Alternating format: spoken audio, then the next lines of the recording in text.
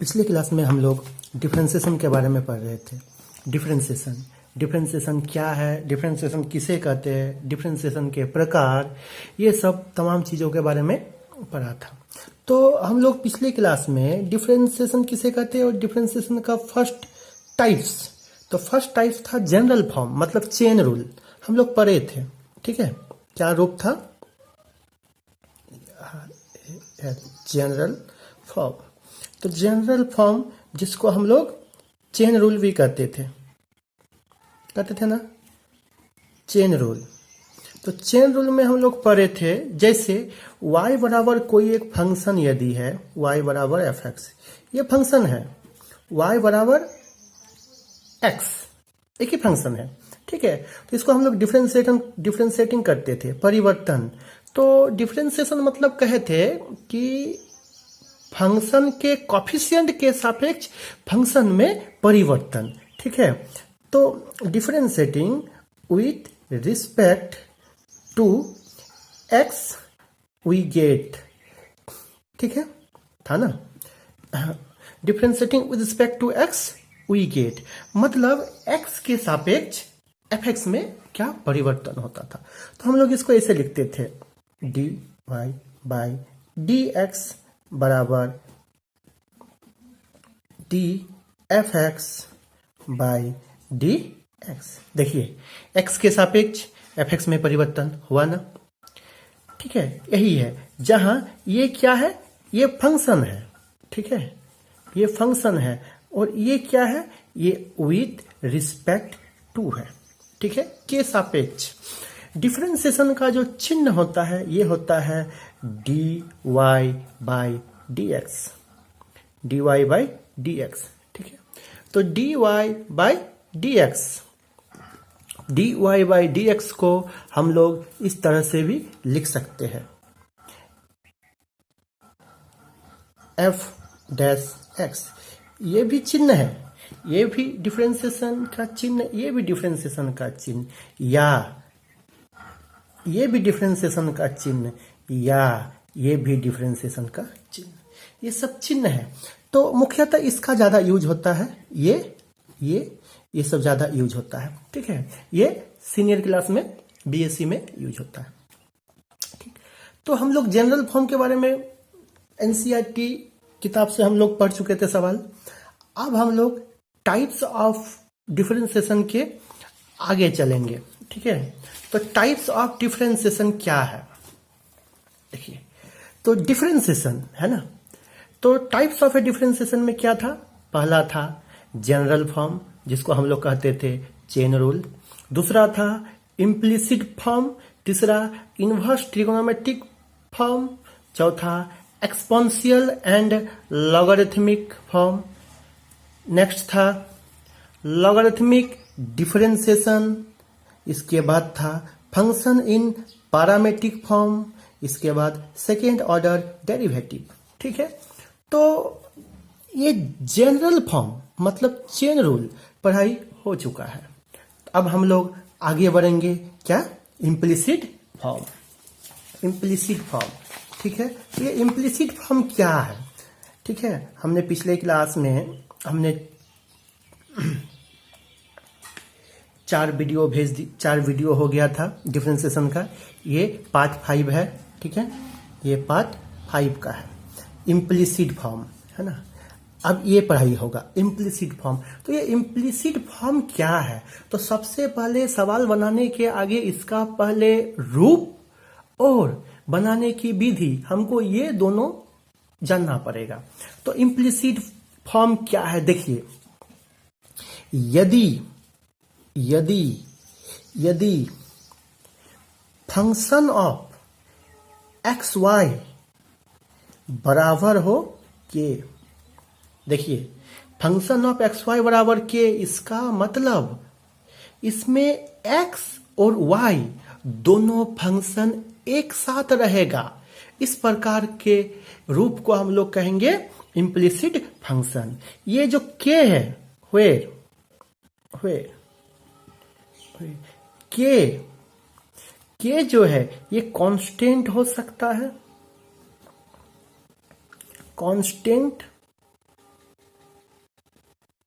Term of x y. ये constant term हो सकता है, एक्स वाई हो सकता है, ठीक है। तो इम्प्लिसिड का हम लोग सिंपल विधि से जानेंगे कि इम्प्लिसिड मतलब हुआ कि जिसमें दो फंक्शन एक साथ हो, एक्स और वाई दोनों फंक्शन एक साथ हो। कुछ इसका एग्जाम्पल देते हैं, समझ में आ जाएगा आप लोगों को। देखिए ये इसका एग्जाम्पल, ठीक है, एग्जाम्पल 1। हाँ देखिए इस तरह से रहे,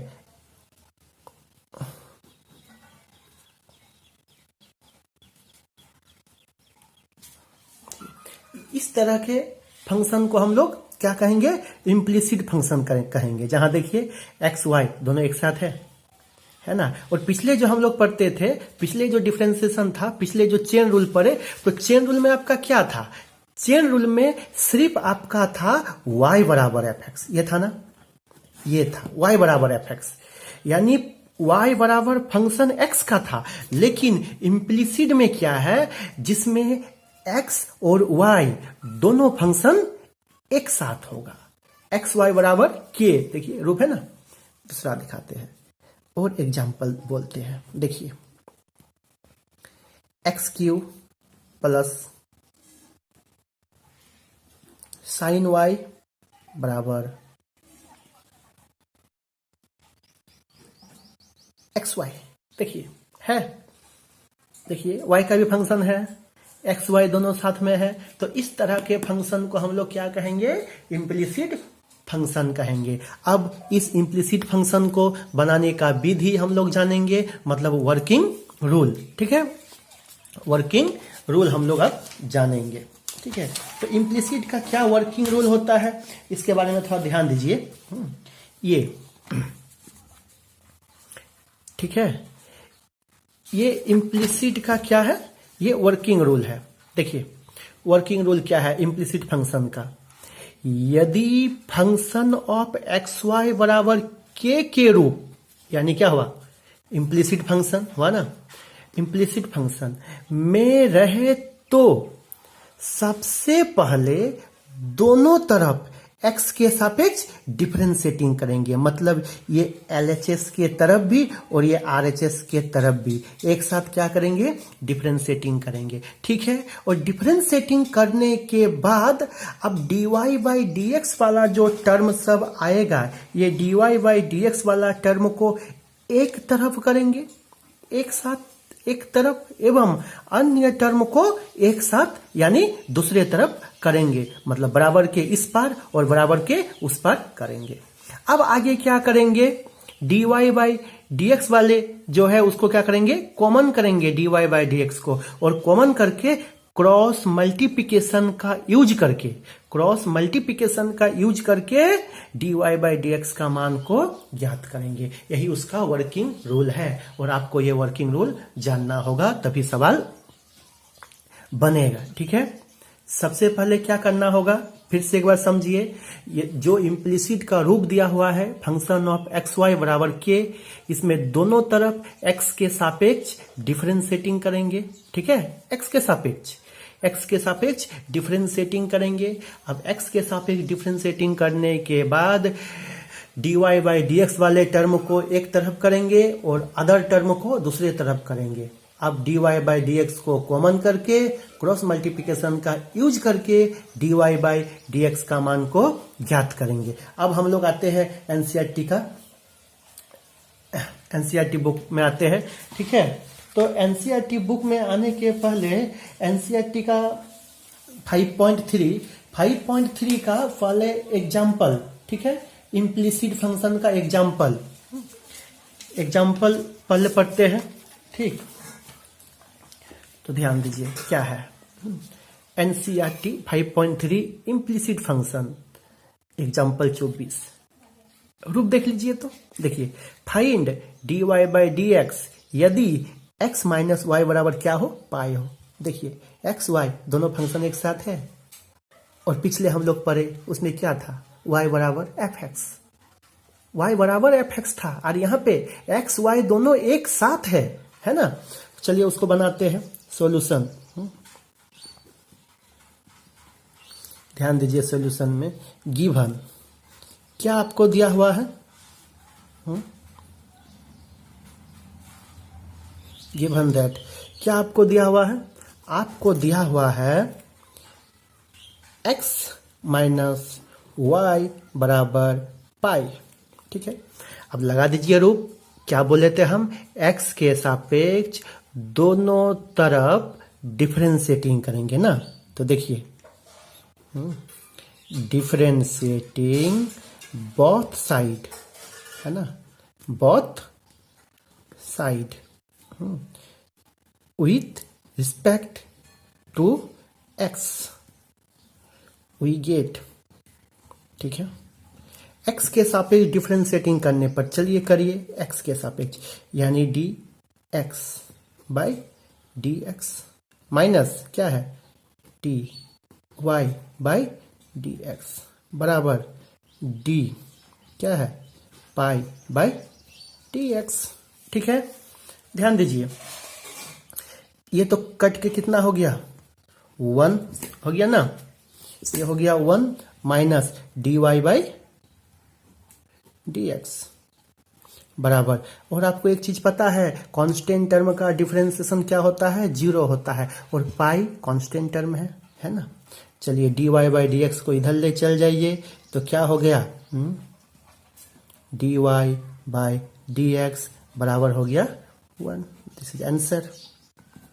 ठीक है, ठीक इसी प्रकार next question, example 25, find d y by d x if y plus sine y plus sine y equal to cos x. ठीक है, तो चलिए उसको भी बनाते हैं।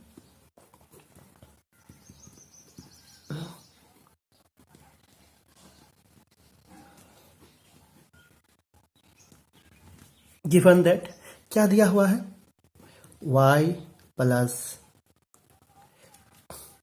साइन y बराबर कोस x, है ना, y प्लस साइन y बराबर कोस x बनाते हैं।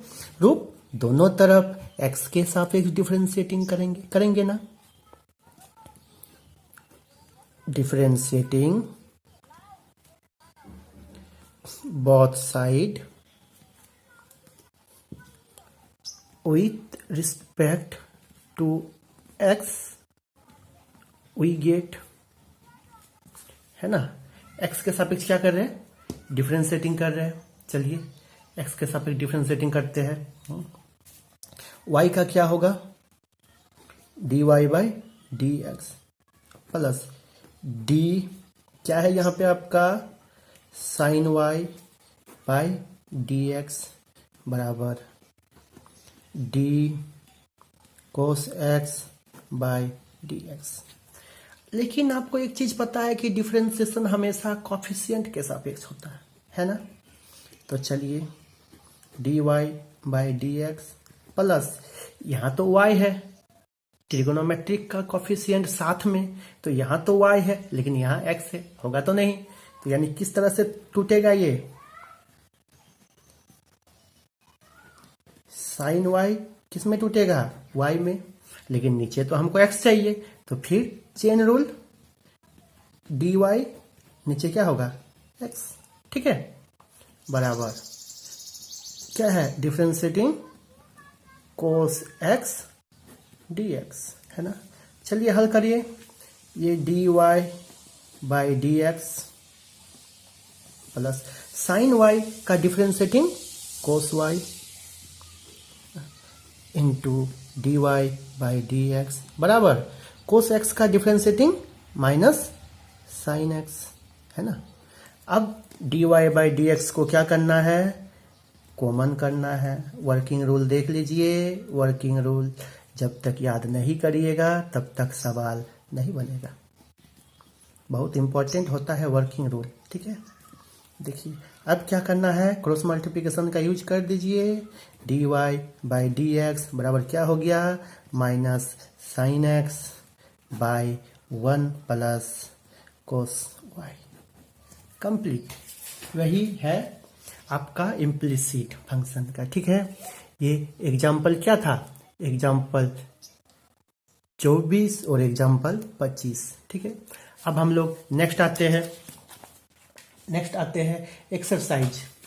एक्सरसाइज 5.3। एक्सरसाइज 5.3। 5.3 में है question find dy by d x in the following. ठीक है, पहला क्वेश्चन है 2x माइनस 3y बराबर sine x. 2x minus 3y बराबर साइन एक्स बना लीजिएगा। चलिए क्या करना है, पहले differentiating both side with respect to x we get. अब धीरे धीरे डायरेक्ट आप लोग बनाइएगा।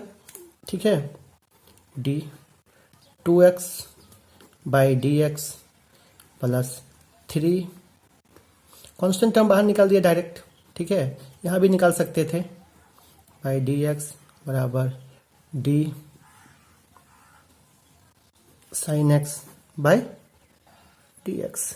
चलिए ये 2 कांस्टेंट बाहर निकल गया और डी एक्स कट के क्या हो गया 1, 3 d y by d x बराबर साइन एक्स का डिफ्रेंशिएटिंग कोस एक्स होगा ना। चलिए ये 2 को इस पर कर दीजिए, 3 d y by d x बराबर क्या होगा कोस एक्स माइनस 2। इसीलिए d y by d x बराबर होगा cos x minus 2 by 3। This is required answer. ठीक है, इसी प्रकार आप क्वेश्चन नंबर 2 आते हैं। ठीक, क्वेश्चन नंबर 2 बनाते हैं। क्वेश्चन नंबर 2 आपका है क्वेश्चन नंबर 2 सेम क्वेश्चन है। क्वेश्चन नंबर 2 है 2x प्लस 3y बराबर साइन y। चलिए बनाइए, differentiating both side with respect to x। ठीक है, वी गेट, है ना। चलिए हल करिए। 2 कांस्टेंट बाहर निकाल दिए, डी एक्स बटे डी एक्स प्लस 3 कांस्टेंट बाहर निकाल दिए, d y by d x बराबर d sine y by d x. ठीक है, 2 डी एक्स कट के 1 plus 3 d y by d x बराबर, इसको चेन रूल में तोड़ना होगा क्योंकि यहाँ फंक्शन देखिए y है, यहाँ x है। ठीक है, तो d साइन y किसमें dy में और फिर dy dx में। हल करिए, 2 plus 3 dy by d x बराबर साइन y का फंक्शन, साइन y का डिफरेंशिएटिंग कोस y और यहाँ पे dy dx, है ना। चलिए हल कर दीजिए, इसको इस पर ले चल जाइए। तो 2 बराबर क्या होगा यहाँ पे आपका कोस y dy by d x minus 3 dy by d x. अब आपको तो पता है dy बाई डी एक्स वाले टर्म को कॉमन करेंगे, क्या हो गया कोस y माइनस 3। अब क्रॉस मल्टीप्लिकेशन विधि से इसको नीचे ला दिए, तो यानी क्या हो गया देखिए ये 2 ये आ गया नीचे बराबर हो गया dy बाई डी एक्स। ठीक है, इस प्रकार से बनेगा। ठीक, ये पूरा क्वेश्चन नंबर 1 और क्वेश्चन नंबर 2 हो गया। ठीक है, इसी प्रकार आगे हम लोग बढ़ेंगे, क्वेश्चन नंबर 3 पे जाएंगे। ठीक है, क्वेश्चन नंबर 3 ध्यान दीजिए। क्वेश्चन नंबर 3 है क्वेश्चन नंबर 3 है आपका a x plus b y square बराबर क्या है? बराबर है कोस वाई, है ना। चलिए बनाते हैं। Differentiating both side with respect to x, we get a constant बाहर निकल गया dx by dx plus b constant बाहर निकल गया dy स्क्वायर बाई dx बराबर d cos y। अब डाइट कर देते हैं, y है तो यहाँ पे y में टूटेगा और फिर dy बाई dx। अब धीरे धीरे डायरेक्ट करने सीख जाइएगा। a plus b y square, ये भी चेन रूल में टूटेगा। वाई स्क्वायर किस में टूटेगा? y में टूटेगा, तो यहाँ भी इसको डायरेक्ट बना देते हैं हम लोग। ये y लिख दीजिए और यहाँ पे dy बाई dx लिख दीजिए, डायरेक्ट हो जाएगा। तो x पर पावर n फॉर्मूला में क्या होता है? n इंटू एक्स पर पावर n माइनस वन, यानी 2 into y to the power 2 minus one, तो एक कोई दिक्कत नहीं है। dy बाई dx बराबर कोस y का माइनस साइन y इंटू क्या है? dy बाई dx, है ना। अब चलिए आगे उसको बना दीजिए। dy बाई dx वाले टर्म को लाना है ना एक साथ, इसको इधर ला देते हैं। तो क्या है? 2by dy by dx plus sine y dy by dx बराबर, ये a को इस पर ले जाएंगे तो minus a।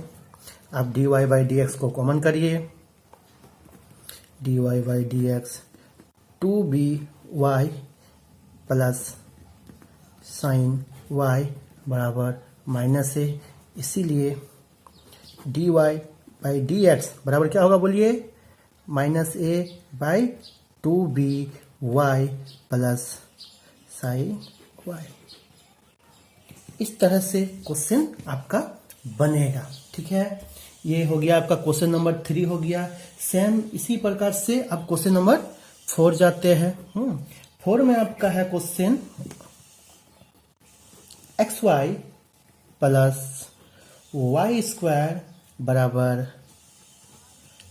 10x plus y, है ना। Same method, differentiating both side, है ना, विथ रिस्पेक्ट